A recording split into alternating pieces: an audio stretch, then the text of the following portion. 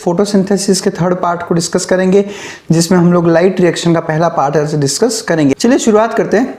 देखिए अच्छे से समझिएगा जो मैं आपको यहाँ पे एक्सप्लेन कर रहा हूँ, क्योंकि यही हमारा बेसिस बनेगा फोटोसिंथेसिस का। देखिए फोटोसिंथेसिस में सबसे पहला कंसेप्ट जो अपने को पढ़ना है कि क्लोरोप्लास्ट एक सेमी ऑटोनोमस ऑर्गेनल होता है। इसका मतलब फोटोसिंथेसिस जिसमें हम बेसिकली क्या करते हैं, CO2 को फिक्स करते हैं, CO2 को फिक्स करके उसको कन्वर्ट करते हैं हम किसमें, कार्बोहाइड्रेट में। बट इस पर्पस के लिए हमें एनर्जी की रिक्वायरमेंट होती है। एक नॉर्मल सेल की मैं बात करूं तो उस नॉर्मल सेल को जो एनर्जी चाहिए वो एनर्जी वो लेता है माइटोकॉन्ड्रिया से। बट क्लोरोप्लास्ट अपने काम के लिए एनर्जी के लिए माइटोकॉन्ड्रिया पे डिपेंड नहीं होता, इसलिए वो खुद पहले एनर्जी बनाएगा, उसके बाद में उस एनर्जी को यूज करके CO2 को वो फिक्स करेगा। इसलिए मैं ये कह सकता हूं कि फोटोसिंथेसिस के जो प्रोसेस है उसको मैं दो पार्ट में डिवाइड करूंगा, एक है लाइट रिएक्शन और एक है डार्क रिएक्शन। सुनिएगा अच्छे से। लाइट रिएक्शन, इसका नाम रखा है लाइट, क्यों? क्योंकि इस प्रोसेस के लिए लाइट मैंडेटरी है, बिना लाइट के ये प्रोसेस नहीं हो सकता। जबकि डार्क रिएक्शन की अगर मैं बात करूं तो डार्क रिएक्शन का लाइट से कोई लेना देना नहीं होता। बेसिकली लाइट रिएक्शन के अंदर जो क्लोरोफिल और दूसरे पिगमेंट से लाइट को एब्जॉर्ब करेंगे और लाइट को एब्जॉर्ब करने के बाद में ATP और दूसरे एनर्जी मॉलिक्यूल्स यानी NADPH का फॉर्मेशन करेंगे। और ATP और NADPH ये एनर्जी मॉलिक्यूल्स के लिए हम वर्ड यूज करते हैं एसिमिलेटरी पावर। मतलब जो एनर्जी मॉलिक्यूल्स फॉर्म हो रहे हैं they are called as assimilatory power. अब इस एसिमिलेटरी पावर को यूज करके हम लोग क्या करेंगे, कार्बन डाइऑक्साइड का फिक्सेशन करेंगे और वो प्रोसेस कहलाता है डार्क रिएक्शन। डार्क रिएक्शन जैसा मैंने कहा लाइट का प्रेजेंस या एब्सेंस मैटर नहीं करता। नाम चाहे हमने डार्क रखा हो पर ऐसा नहीं है कि ये केवल डार्क में ही होगा, ये लाइट में भी हो सकता है और डार्क में भी हो सकता है। और इसमें बेसिकली हम क्या करते हैं, इसमें हमने जो लाइट रिएक्शन के अंदर एसिमिलेटरी पावर बनाई थी उस एसिमिलेटरी पावर को यूज करके CO2 को फिक्स करके हम ग्लूकोज का प्रोडक्शन करते हैं। तो ये बेसिक डिफरेंस है लाइट रिएक्शन और डार्क रिएक्शन के बीच में। अब देखिए लाइट रिएक्शन में जो पिगमेंट्स हैं वो एनर्जी को एब्जॉर्ब करेंगे, यानी सनलाइट की एनर्जी को एब्जॉर्ब करेंगे और ATP का फॉर्मेशन करेगा। अब अगर फिजिक्स का law of conservation of energy की मैं बात करूं तो energy can neither be created nor be destroyed, it can only be transformed from one form to the other. तो इस केस में भी लाइट एनर्जी को कन्वर्ट कर रहे हैं हम किसमें, ATP में। अब ATP कौन से टाइप का एनर्जी हो गया, तो ATP एक एनर्जी मॉलिक्यूल है, यानी ATP के अंदर जो एनर्जी है वो बॉन्ड के फॉर्म में स्टोर्ड है, जिसे हम केमिस्ट्री में कहते हैं बॉन्ड एनर्जी, यानी आप इसको केमिकल एनर्जी कह सकते हो। यानी कि सनलाइट यानी कि जो लाइट एनर्जी है उसको हम लोग किसमें कन्वर्ट कर रहे हैं, केमिकल एनर्जी या बॉन्ड एनर्जी के अंदर उसको ट्रांसफॉर्म किया जा रहा है लाइट रिएक्शन के अंदर। इसलिए हम लोग इस प्रोसेस को यानी लाइट रिएक्शन का एक नाम है फोटोकेमिकल रिएक्शन। फोटो एक वर्ड होता है जिसका मतलब क्या होता है, लाइट, और केमिकल क्योंकि यहाँ पर केमिकल एनर्जी बन रही है। आप ये समझ सकते हो कि लाइट एनर्जी को कन्वर्ट किया जा रहा है केमिकल एनर्जी में, इसलिए फोटोकेमिकल रिएक्शन। और दूसरा इसका नाम है हिल रिएक्शन, क्योंकि इसके ऊपर जिस साइंटिस्ट ने सबसे ज्यादा काम किया था वो थे हमारे साइंटिस्ट हिल, इसलिए इसको हिल रिएक्शन कहा जाता है।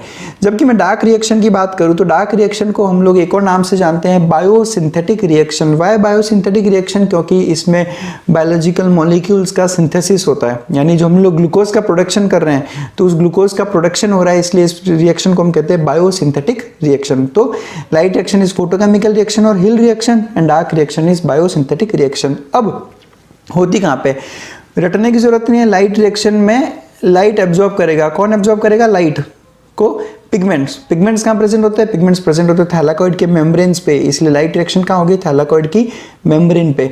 और डार्क रिएक्शन कहाँ होगी, डार्क रिएक्शन होती है क्लोरोप्लास्ट के स्ट्रोमा के अंदर। क्यों, क्योंकि डार्क रिएक्शन में जो एंजाइम्स यूज होते हैं वो सारे एंजाइम्स इसी स्ट्रोमा में प्रेजेंट होंगे। इसको एक बार फटाफट मैं इस डायग्राम के थ्रू एक्सप्लेन कर देता हूँ आपको। देखिए शुरुआत कर रहा हूँ मैं यहाँ से। सबसे पहले सनलाइट की लाइट एनर्जी यूज हुई, इस लाइट एनर्जी से यहाँ पे ये जो है ये सारे थैलाकॉइड्स है, इन थैलाकॉइड की मेम्ब्रेन में हम लोगों ने क्या किया, ATP का फॉर्मेशन किया, ATP और NADPH का फॉर्मेशन हुआ। अब इस ATP और NADPH को यूज करके हम लोग क्या बना रहे हैं, ग्लूकोज, ठीक है। और इसको हम लोग क्या कह रहे हैं, केल्विन साइकिल। अब what is Calvin cycle, dark reaction he Calvin cycle है, उसी का पार्ट है। Calvin cycle is a part of dark reaction, इसलिए हमने इसको दो में डिवाइड कर दिया। एक तरफ दिख रहा है हम लाइट रिएक्शन, एक तरफ दिख रहा है केल्विन साइकिल। तो उस एटीपी से हम लोगों ने क्या बना दिया, ग्लूकोज, और इस प्रोसेस में CO2 को फिक्स करके हमने ग्लूकोज का फॉर्मेशन किया, इसलिए हम इसे कहते हैं कार्बन डाइऑक्साइड फिक्सेशन। अब यहाँ पर एटीपी तो कन्वर्ट हो गया किसमें, एडीपी। तो एडीपी वापस स्ट्रोमा से कहाँ पे आ जाएगा, थैलाकोइड मेम्ब्रेन में। अब इस एडीपी के साथ वापस इनऑर्गेनिक फॉस्फेट जुड़ के वापस कहाँ जाएगा, यहाँ पर NADPH को यूज करके एनर्जी ले लेंगे और NADP को वापस कहाँ भेज देंगे, इस तरफ। ठीक है, और इसी लाइट रिएक्शन में आपको ये भी ध्यान रखना है कि वाटर का होता है ऑक्सीडेशन, और वाटर के ऑक्सीडेशन से ऑक्सीजन रिलीज होती है, यानी ऑक्सीजन जो रिलीज हुई है वो लाइट रिएक्शन में होती है, डार्क रिएक्शन में ऑक्सीजन रिलीज नहीं होती। पूरा डिटेल में हम थोड़ी देर में इसको स्टार्ट करेंगे।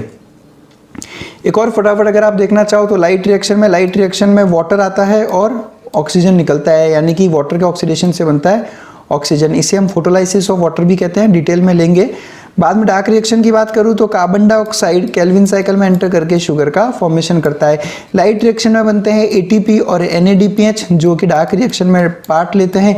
बाद में डार्क रिएक्शन में पार्ट लेने के बाद NADP प्लस वापस यहाँ चला जाएगा और ADP भी वापस यहाँ पे चला जाएगा, ताकि इस NADP प्लस से वापस NADPH और ADP से वापस ATP का फॉर्मेशन किया जा सके। ये भी हम थोड़ा डिटेल में थोड़े टाइम में देखेंगे। शुरुआत कर रहा हूं मैं लाइट रिएक्शन को। अब आप थोड़ा गौर करके यहाँ पे सुनिए जो मैं आपको समझाने जा रहा हूं। मैं लाइट रिएक्शन की बेसिक रिएक्शन आपको यहाँ पर एक्सप्लेन करूंगा, उसके बाद इससे रिलेटेड सारे टर्म्स और कौन कौन से प्रोसीजर्स इसमें इन्वॉल्व है उसको धीरे धीरे डिटेल में लूंगा। सबसे पहले मैं बेसिक्स की बात करूंगा। देखिए, लाइट रिएक्शन वो प्रोसीजर जिसमें सनलाइट को एब्जॉर्ब करके उसको केमिकल एनर्जी में कन्वर्ट करना है। इसके लिए देख लेता हूँ मशीनरी कौन सी लगेगी।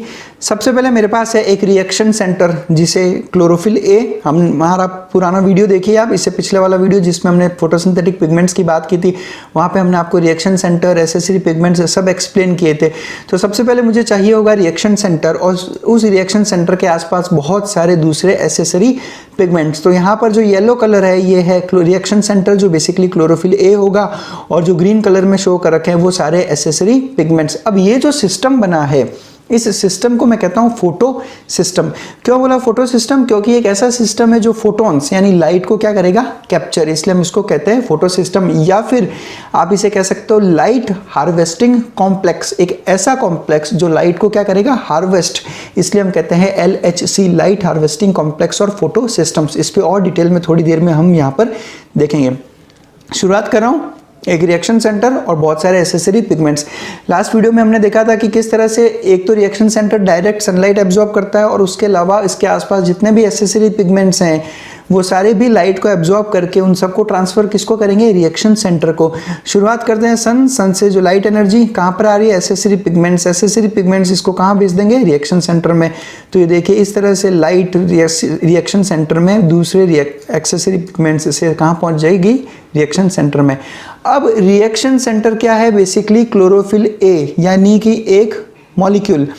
अब ये क्लोरोफिल ए के अंदर क्या प्रेजेंट होंगे, एटम्स। सुनिएगा ध्यान से, इस क्लोरोफिल ए के अंदर क्या प्रेजेंट है, एटम्स।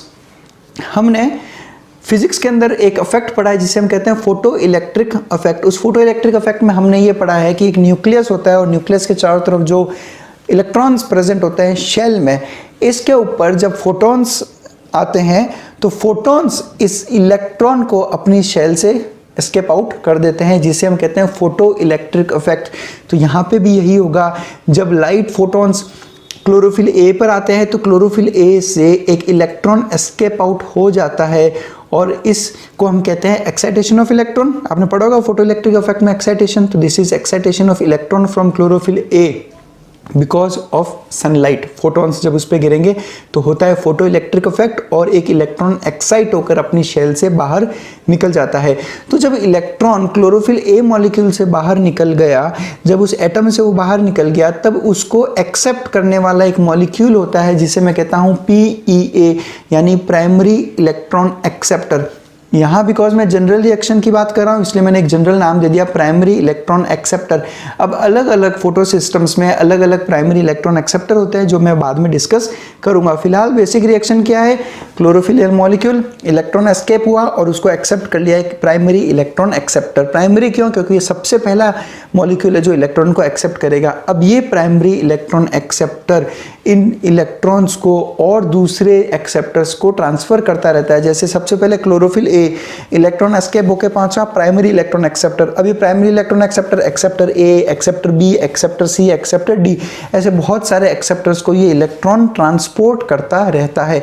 अब ये जो इलेक्ट्रॉन का ट्रांसपोर्ट हो रहा है इलेक्ट्रॉन एक्सेप्टर से दूसरे एक्सेप्टर्स की तरफ, इस पूरे रिएक्शन के लिए मैंने नाम रखा है इलेक्ट्रॉन ट्रांसपोर्ट सिस्टम या फिर इलेक्ट्रॉन ट्रांसपोर्ट चेन, ETS या फिर ETC कहते हैं। तो ETS और ETC एक पार्ट हो गया किसका, लाइट रिएक्शन का, और यही वो रिएक्शन है जिसकी डिस्कवरी की थी हिल ने, इसलिए हम लाइट रिएक्शन को ही कहते हैं हिल रिएक्शन।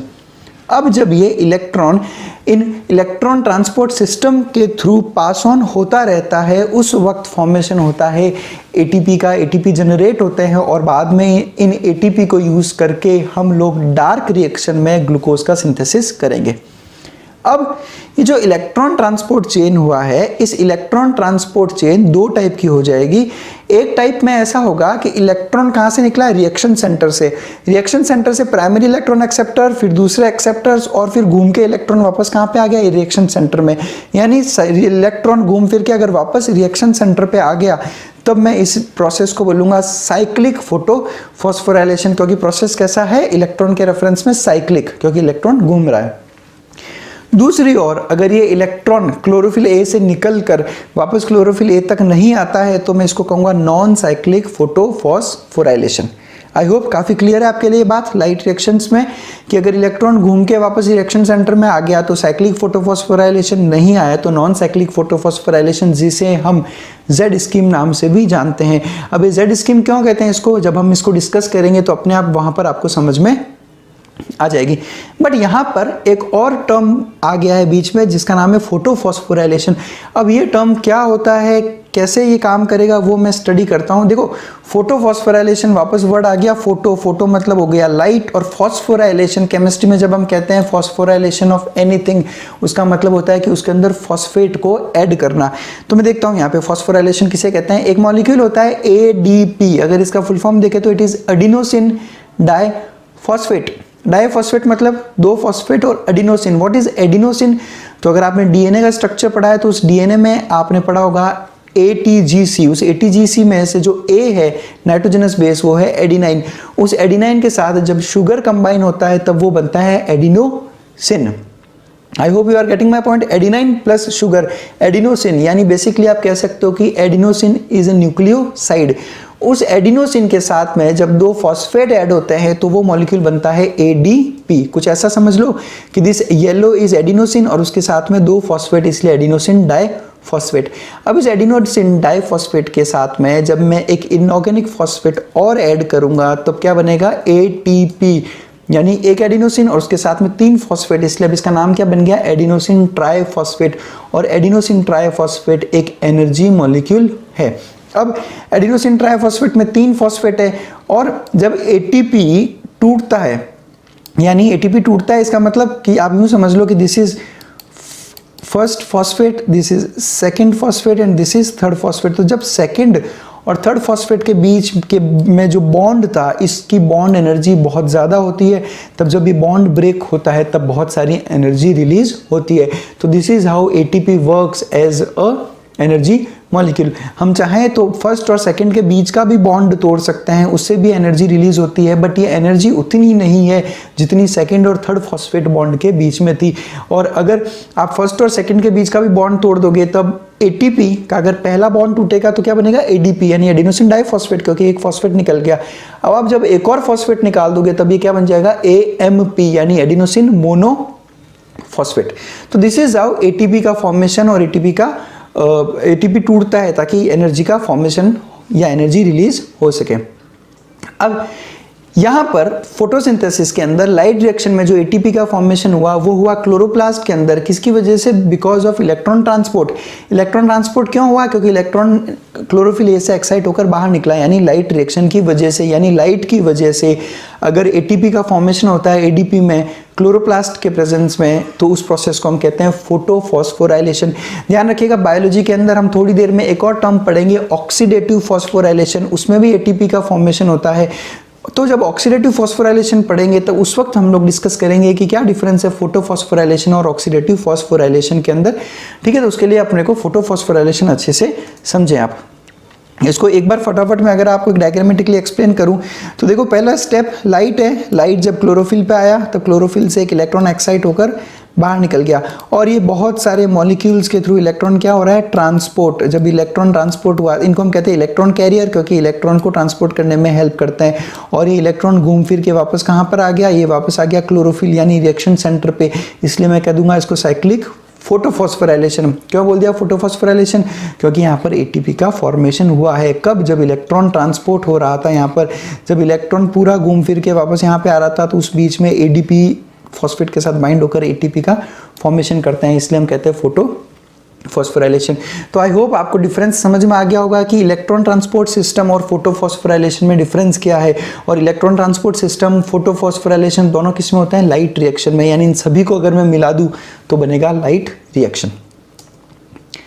चलिए फिर, जैसा मैंने कहा था थोड़ी देर में देखेंगे हम लोग फोटो सिस्टम के बारे में। आपको पॉइंट तो क्लियर हो गया होगा। फोटो सिस्टम या पिगमेंट सिस्टम या फिर लाइट हार्वेस्टिंग कॉम्प्लेक्स एक ऐसा कॉम्प्लेक्स है जिसमें एक मेन रिएक्शन सेंटर और उसके साथ बहुत सारे एसेसरी मॉलिक्यूल्स प्रेजेंट होते हैं जो लाइट का एब्जॉर्प्शन करते हैं। अब लाइट हार्वेस्टिंग कॉम्प्लेक्स एक पिगमेंट प्रोटीन कॉम्प्लेक्स, यानी बहुत सारे पिगमेंट्स और बहुत सारे प्रोटीन मिलकर LHC का फॉर्मेशन करते हैं। ये बेसिकली दो टाइप के होते हैं। अब सबसे मेन जो है वो यही है। अगर आपने ये स्लाइड अच्छे से समझ लिया, नेक्स्ट 4-5 मिनट अगर आपने अच्छे से सुन लिया, तो आपके लिए लाइट रिएक्शन कोई कम्बरसम चीज़ नहीं होगी। बहुत आसानी से आप लाइट रिएक्शन समझ आ जाएगा आपको। फोटो सिस्टम अच्छे से समझ लो और उसको याद कर लो, बाकी सारे कंसेप्ट्स क्लियर हो जाएंगे। देखो, फोटो सिस्टम में दो चीजें हैं। पहला है कोर कॉम्प्लेक्स और एक है एंटीना कॉम्प्लेक्स। कोर किसको कहते हैं हम लोग, कोर कहते हैं किसी भी चीज का जो मेन पार्ट होता है उसको हम कहते हैं कोर। यानी फोटो सिस्टम में मेन पार्ट कौन है, फोटो सिस्टम में मेन पार्ट होता है रिएक्शन सेंटर। यानी कोर कॉम्प्लेक्स में होता है एक तो रिएक्शन सेंटर यानी क्लोरोफिल है, और उसके आसपास मौजूद कुछ दूसरे chlorophyll molecules, 40 to 60 chlorophyll molecules. यानी बीच में रिएक्शन सेंटर, उसके चारों तरफ 40 to 60 क्लोरोफिल मॉलिक्यूल्स, और इसे हम कहते हैं कोर कॉम्प्लेक्स, क्योंकि कोर फंक्शन ये कैरी आउट करता है। अब इस कोर कॉम्प्लेक्स के चारों तरफ प्रेजेंट होता है एंटीना कॉम्प्लेक्स, और इस एंटीना कॉम्प्लेक्स में प्रेजेंट होते हैं बहुत सारे एसेसरी पिगमेंट जिसमें क्लोरोफिल, कैरोटिनॉइड्स सब प्रेजेंट होते हैं। अब ये सारे एंटीना कॉम्प्लेक्स और रिएक्शन सेंटर के आसपास जितने भी क्लोरोफिल मॉलिक्यूल्स है, ये सारे के सारे लाइट को अल्टीमेटली कहाँ भेजेंगे, रिएक्शन सेंटर के पास में। अब देखिएगा, मेन लाइट रिएक्शन कौन कर रहा है, कोर कॉम्प्लेक्स, और एंटीना कॉम्प्लेक्स क्या करता है, उस एब्जॉर्ब्ड लाइट को ट्रांसफर कर देता है कोर कॉम्प्लेक्स को। एक लाइट हार्वेस्टिंग कॉम्प्लेक्स में करीब 250 to 400 पिगमेंट्स प्रेजेंट होते हैं, और इस पूरे फोटो सिस्टम की हेल्प से फायदा क्या हुआ कि जो हमारा लाइट का एब्जॉर्प्शन का जो एफिशिएंसी है वो बढ़ गया। हमने जब पिगमेंट के बारे में डिस्कस किया था तो हमने ये डिस्कस किया था कि किस तरह से एसेसरी पिगमेंट्स की वजह से हम उन लाइट को भी एब्जॉर्ब कर लेते हैं जिस वेवलेंथ की लाइट को क्लोरोफिल ए एब्जॉर्ब नहीं कर पाता। तो इसके लिए, इस वजह से जो फोटोसिंथेसिस का एक्शन है वो डिफरेंट वेवलेंथ्स पे भी अच्छा खासा रहता है। तो बेसिकली हमने फोटोसिंथेसिस का एफिशिएंसी इंक्रीज किया। फोटो सिस्टम बेसिकली दो टाइप का होता है। ये पार्ट है जहाँ से मेन लाइट रिएक्शन शुरू होता है, और यही बेस है हमारे लाइट रिएक्शन का। एक होता है फोटो सिस्टम फर्स्ट और एक होता है फोटो सिस्टम सेकंड। अभी जो फर्स्ट और सेकंड मैंने नाम रखा है ये इसके डिस्कवरी के बेस पे है। यानी जो पहले डिस्कवर हुआ वो फोटो सिस्टम फर्स्ट, और जो बाद में डिस्कवर हुआ वो फोटो सिस्टम सेकंड। हम जनरली क्या करते हैं, इसको ऐसा समझ लेते हैं कि जो पहले रिएक्शन में पार्ट लेगा वो फोटो सिस्टम फर्स्ट और जो बाद में लेगा वो फोटो सिस्टम सेकंड। पर ऐसा नहीं है। जो पहले डिस्कवर हुआ वो फोटो सिस्टम फर्स्ट, जो बाद में डिस्कवर हुआ वो फोटो सिस्टम सेकंड। ध्यान से सुनिए, फोटो सिस्टम फर्स्ट और फोटो सिस्टम सेकंड के डिफरेंसेस अगर आप अच्छे से समझ लोगे तो साइक्लिक और नॉन साइक्लिक आपके लिए कोई बड़ी चीज नहीं रहेगी। सबसे बड़ा डिफरेंस जो पीएस फर्स्ट और पीएस सेकंड में है वो है इनके रिएक्शन सेंटर का। ध्यान से सुनिएगा, पीएस फर्स्ट का रिएक्शन सेंटर कहलाता है P700, यानी कि इसमें जो मेन रिएक्शन सेंटर है वो 700 nm की लाइट को एब्जॉर्ब करता है, जबकि PS2 के अंदर जो मेन रिएक्शन सेंटर है वो 680 नैनोमीटर की वेवलेंथ ऑफ लाइट को एब्जॉर्ब करता है। यानी कि जो क्लोरोफिल ए का जो एब्जॉर्प्शन पीक है वो आएगा 700 nm पे, जबकि PS2 का आएगा 680 नैनोमीटर्स पे। प्राइमरी इलेक्ट्रॉन एक्सेप्टर की बात करूं तो जब फोटो सिस्टम फर्स्ट की बात करोगे तो ferredoxin is the primary electron acceptor FD, और PS2 के लिए PQ यानी प्लास्टोक्विनोन हमारा प्राइमरी इलेक्ट्रॉन एक्सेप्टर होता है। लोकेशन बहुत ज़्यादा मैटर करती है इन दोनों की, क्योंकि लोकेशन अगर याद रहेगा तभी आप डिफ्रेंशिएट कर पाओगे साइक्लिक और नॉन साइक्लिक में। लोकेशन देखना, PS फर्स्ट ग्रेनल थैलाकॉइड्स और स्ट्रोमल थैलाकॉइड दोनों में ही प्रेजेंट होते हैं, ठीक है। ग्रेनल थैलाकॉइड्स जो ग्रेना में जो थैलाकॉइड्स है एक के ऊपर एक, उनको हम कहते हैं ग्रेनल थैलाकॉइड्स। और स्ट्रोमल आपने देखा होगा दो ग्रेना को ज्वाइन करने के लिए बीच में एक और सिंगल थैलाकॉइड रहता है, उसको हम कहते हैं स्ट्रोमल थैलाकॉइड्स। यानी स्ट्रोमल थैलाकॉइड्स सिक्कों की तरह एक दूसरे के ऊपर प्लेस्ड नहीं रहते, इंडिविजुअल रहता है जो दो ग्रेना को ज्वाइन करता है। हमने पिछले वीडियो में इसके बारे में डिस्कशन किया था। और PS2 की बात करूँ तो ये केवल और केवल ग्रेनल थैलाकॉइड्स में प्रेजेंट है, स्ट्रोमल थैलाकॉइड्स के अंदर PS2 प्रेजेंट नहीं होता। ये चीज ध्यान रखिएगा क्योंकि यही मेन डिफरेंस है साइक्लिक और नॉन साइक्लिक के बीच में। ध्यान रखिएगा, पूछेंगे आपसे वापस थोड़ी देर में ये चीजें डिस्कस होगी। फंक्शन अगर मैं देखूं तो PS फर्स्ट साइक्लिक और नॉन साइक्लिक दोनों फोटोफॉस्फोराइलेशन में पार्ट लेता है, लेकिन PS2 केवल और केवल नॉन साइक्लिक में पार्ट लेगा, साइक्लिक में पार्ट नहीं लेता। केमिकल नेचर की बात करूं तो जो हमारा PS फर्स्ट है उसका रिड्यूसिंग नेचर होता है। क्यों होता है रिड्यूसिंग नेचर? क्योंकि वो NADP को रिड्यूस करेगा। जब NADP रिड्यूस होगा तो क्या होगा? NADP reduction. रिडक्शन मतलब एडिशन ऑफ हाइड्रोजन, यानी NADP के साथ में H2 का एडिशन, यानी कि क्या बनेगा? NADPH, जो कि एनर्जी मॉलिक्यूल है। और PS2 की मैं बात करूं तो इसका ऑक्सीडाइजिंग नेचर है, क्योंकि ये वाटर का ऑक्सीडेशन करता है। तो यहां से कुछ चीजें मैं पहले ही क्लियर कर दूं कि जहां पर भी PS2, सुनिएगा, जहां पे भी PS2 की बात करूंगा वहां पे वाटर का ऑक्सीडेशन होगा ही होगा। और दूसरा अगर मैं आपको समझाऊं, अगर आपसे पूछा जाए कि स्ट्रोमल थैलाकॉइड्स के अंदर, ध्यान से सुनिएगा, कि स्ट्रोमल थैलाकॉइड्स के अंदर कौन सा फोटोफॉस्फोराइलेशन होता है, साइक्लिक या नॉन साइक्लिक? तो ध्यान से सुनना, यहाँ पे देखो स्ट्रोमल थैलाकॉइड्स, इसमें कौन सा फोटो सिस्टम है? इसमें है फोटो सिस्टम फर्स्ट, और स्ट्रोमल के अंदर फोटो सिस्टम सेकंड नहीं होता। अब photo system second non cyclic में पार्ट लेता है, यानी अगर मैं देखूं तो साइक्लिक फोटोफॉस्फोराइलेशन के अंदर होता है PS फर्स्ट, यानी PS2 प्रेजेंट नहीं होता किसमें? साइक्लिक के अंदर।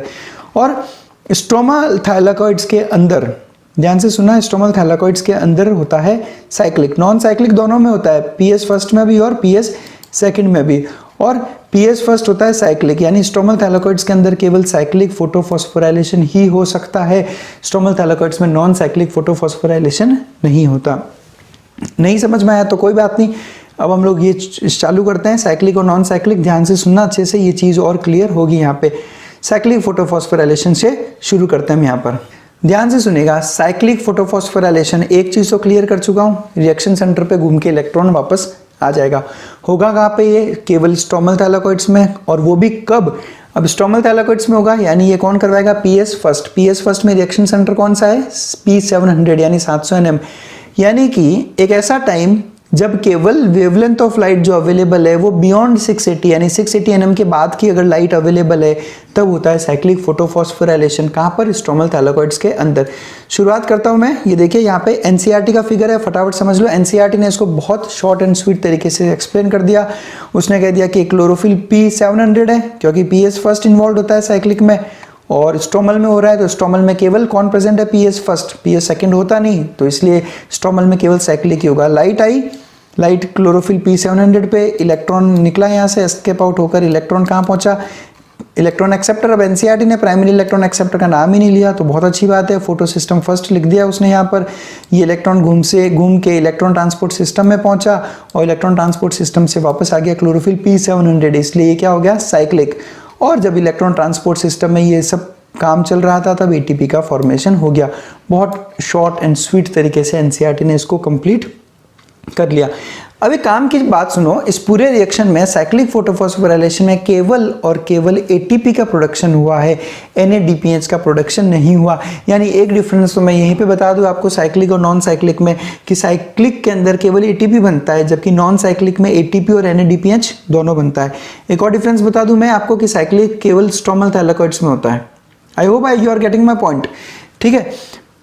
नेक्स्ट देखूं, अब ये जो ATP बना, अब इस ATP को क्या यूज करेंगे हम लोग? इसको लेके जाएंगे हम लोग कहां पर? डार्क रिएक्शन के अंदर, और ग्लूकोज का सिंथेसिस करेंगे। अब इसको मैं थोड़ा एनसीईआरटी से अपर लेवल में ले जाकर आपको हल्का सा एक्सप्लेन करता हूँ। देखिए मेरे पास में पूरा सिस्टम मौजूद है। यहाँ पर एक P700 है मेरे पास में, यानी कि PS फर्स्ट हो गया, जिसके पास में एक इलेक्ट्रॉन है उसके आउटर शेल में। शुरुआत करता हूँ। सबसे पहले लाइट सन है हमारे पास में, सन से निकली रेडिएशंस और ये रेडिएशंस पहुंची P700 फोटॉन्स के फॉर्म में। हमें अच्छे से पता है sunlight travels in the form of energy photons. अब जब ये फोटॉन्स P700 के एटम पर आते हैं तब P700 से एक इलेक्ट्रॉन एस्केप आउट होकर पहुंचेगा अपने प्राइमरी इलेक्ट्रॉन एक्सेप्टर के पास। अब बिकॉज ये PS फर्स्ट है तो इसका प्राइमरी इलेक्ट्रॉन एक्सेप्टर होता है फेरेडॉक्सिन। अब ये फेरेडॉक्सिन इस इलेक्ट्रॉन को भेजता है नेक्स्ट इलेक्ट्रॉन कैरियर के पास में, जो है साइटोक्रोम B6।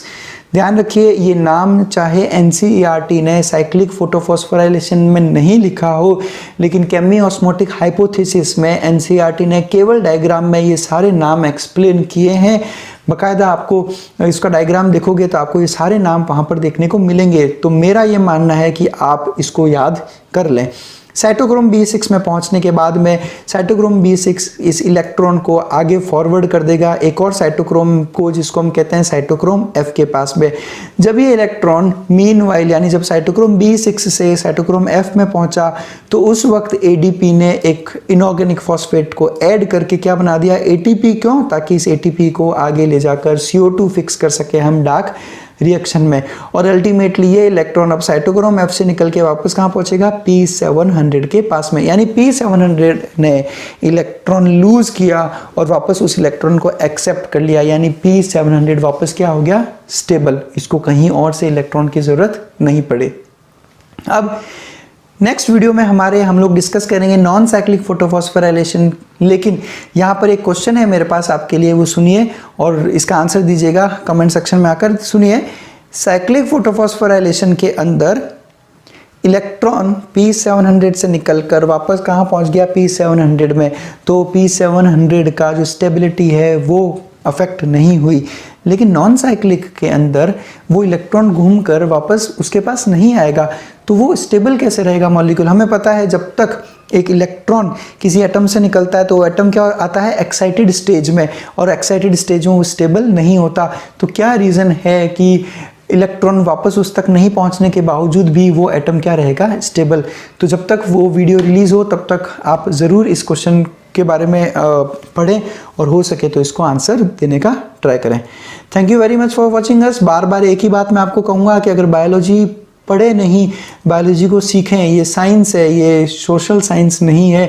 जितना हो सके कंसेप्ट्स पे फोकस करें। चीज़ों को जितना ज़्यादा पढ़ोगे, प्रोसेस पे ध्यान दोगे, जितने ज़्यादा डायग्राम्स देखोगे, चीज़ें आपके लिए उतनी ज़्यादा आसान होती रहेगी। So thank you very much for watching us and try to give our answers. Thank you.